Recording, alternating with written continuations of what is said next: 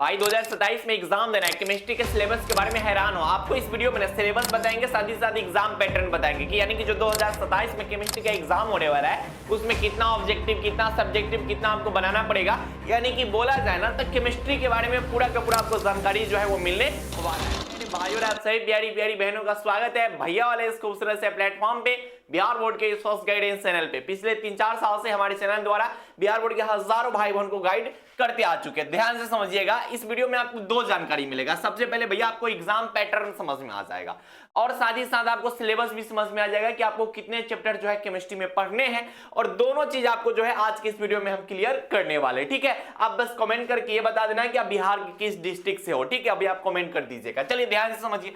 सबसे पहले हम आपको एग्जाम पैटर्न बताते हैं। एग्जाम पैटर्न का मतलब क्या हुआ कि जो केमिस्ट्री का पेपर होने वाला है 2027 में, उसमें कैसे पेपर पूछे जाएंगे, क्या पूछे जाएंगे, ऑब्जेक्टिव सब्जेक्टिव, वो सब कुछ आपको बता देते हैं। सबसे पहले देखिए कि केमिस्ट्री का जो पेपर होता है, यानी कि फिजिक्स हो, केमिस्ट्री हो, बायोलॉजी, ये जो 3 सब्जेक्ट का पेपर होता है, इसमें क्या होते हैं कि 30 मार्क्स के प्रैक्टिकल पूछे जाते हैं। कई नंबर के भैया 30 नंबर का प्रैक्टिकल पूछा जाता है। यानी कि पेपर आपसे बिहार बोर्ड मात्र 70 नंबर का पूछेगा, 30 नंबर का प्रैक्टिकल होता है। यानी कि जो केमिस्ट्री का पेपर होगा ना, वो 70 नंबर का पेपर होगा, 30 नंबर का तो में प्रैक्टिकल रहता है। अभी 70 नंबर के पेपर में ऑब्जेक्टिव भी रहा तो बबुआ और सब्जेक्टिव भी रहेगा।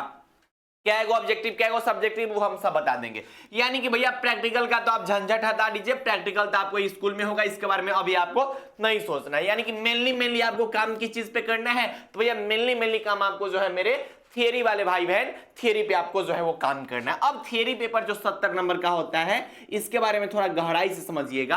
ये 70 नंबर का नहीं होता है, ये 140 नंबर का होता है। अब कितना भाई बहन शॉक्ड हो जाएंगे कि भैया ये क्या गलत गलत इंफॉर्मेशन हमें देने जा रहे हो आप पहले वीडियो में। अरे हम सही इंफॉर्मेशन दे रहे हैं, इसलिए तो कह रहे हैं पहले पूरा वीडियो को आप देख लीजिए, सुन लीजिए, समझ लीजिए, उसके बाद आपको खुद पता चल जाएगा। अब बिहार बोर्ड में क्या होता है मेरे भाई, कुछ बात को आप ध्यान से समझिएगा कि बिहार बोर्ड का जो पेपर होता है उसमें ऑब्जेक्टिव बिहार बोर्ड कितना पूछता है, फिजिक्स में, केमिस्ट्री में, बायोलॉजी में 70 गो ऑब्जेक्टिव क्वेश्चन पूछेगा। कै गो पूछेगा आपसे? 70 गो पूछेगा। अब बोलेगा कि ये कुंदन सुन ना, और में से मात्र किसी 50% का आंसर देना होता है। 50% बोले तो 70 गो का मात्र 35 गो का आपको आंसर देना होता है। यानी कि बिहार बोर्ड केमिस्ट्री के ऑब्जेक्टिव में 70 नंबर का पूछेगा आपसे ऑब्जेक्टिव, अब बोलेगा मात्र में से किसी 35 गो का आंसर आपको देना होता है। साथ ही साथ सब्जेक्टिव में क्या होता है, सब्जेक्टिव में जो होते हैं लघु उत्तरीय प्रश्न पूछे जाते हैं। लघु उत्तरीय प्रश्न का मतलब क्या हुआ मेरे भाई, तो लघु उत्तरीय मतलब शॉर्ट टर्म क्वेश्चन। ठीक है, जिसको 2 नंबरी क्वेश्चन आप लोग बोलते हैं।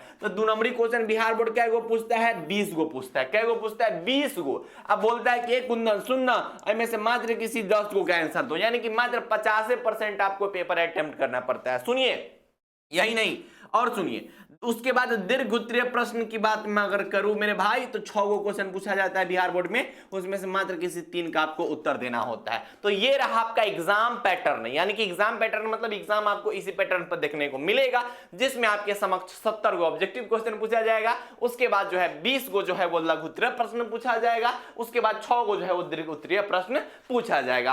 अब मैं आपको बताने जा रहा हूं सिलेबस। तो सिलेबस में जो होते हैं केमिस्ट्री को 3 पार्ट में डिवाइड किए जाते हैं, फिजिकल केमिस्ट्री, इनऑर्गेनिक केमिस्ट्री, फिर ऑर्गेनिक केमिस्ट्री।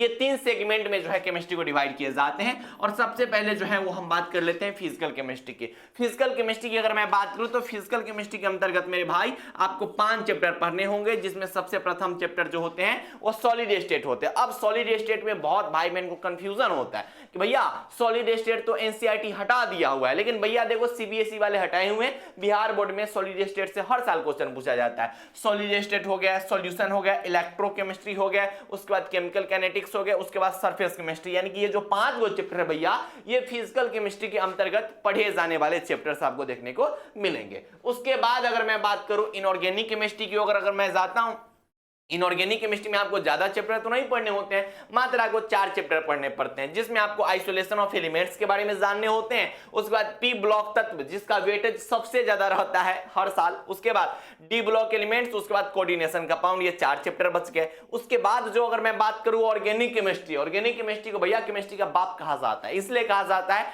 कि ओवरऑल केमिस्ट्री की अगर मैं बात करूं तो सबसे ज्यादा अगर क्वेश्चन पूछा जाता है तो ऑर्गेनिक केमिस्ट्री से पूछा जाता है। ऑर्गेनिक केमिस्ट्री की अगर मैं बात करूं तो उसमें ये चैप्टर्स आपको दिखाई दे देंगे, जिसमें हेलो एल्केन्स एंड हेलोडिन्स दिखाई दे देंगे, अल्कोहल, फिनॉल एंड ईथर दिखाई देंगे, aldehyde, ketone and carboxylic acid दिखाई दे देंगे। सबसे ज्यादा वेटेज इन्हीं का रहता है। उसके बाद एमीन्स दिखाई दे देंगे, बायोमोलिक्यूल्स दिखाई दे देंगे, पॉलीमर दिखाई दे देंगे और केमिस्ट्री इन एवरीडे लाइफ आपको दिखाई दे देंगे। तो ये चैप्टर्स आपको ओवरऑल पढ़ने होते हैं, यानी कि कहा जाए कथित तौर पे तो टोटल के टोटल आपको कितने चैप्टर्स पढ़ने हैं भैया?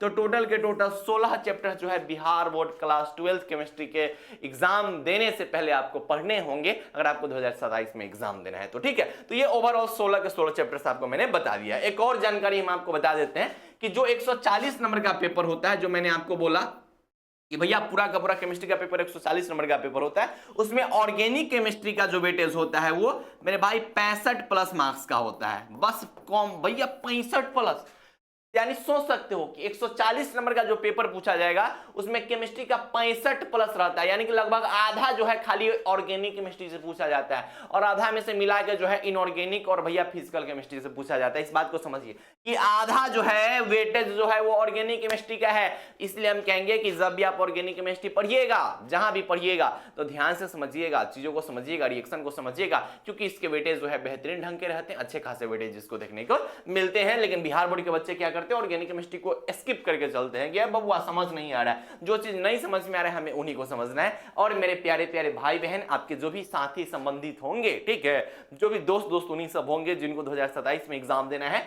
उनके पास इस वीडियो को अभी ही शेयर कर दीजिएगा, क्योंकि आप जो है बिहार बोर्ड के भैया वाले चैनल पे आए हुए हैं, जो कि बिहार बोर्ड का फर्स्ट गाइडेंस चैनल है और पिछले 3 साल से यहाँ जो है बिहार बोर्ड के हजारों भाई बहन को गाइड किया जा चुका है। तो ज्यादा कुछ मत कीजिए, आप अपने भैया के लिए जो है बस जो है इस वीडियो को उन सभी भाई को शेयर कर दीजिए जिनको 2027 में एग्जाम देना है, क्योंकि इस चैनल पे बहुत ऐसे इंफॉर्मेटिव वीडियोस आपको मिलते रहेंगे। तो पढ़ाई करते रहिएगा।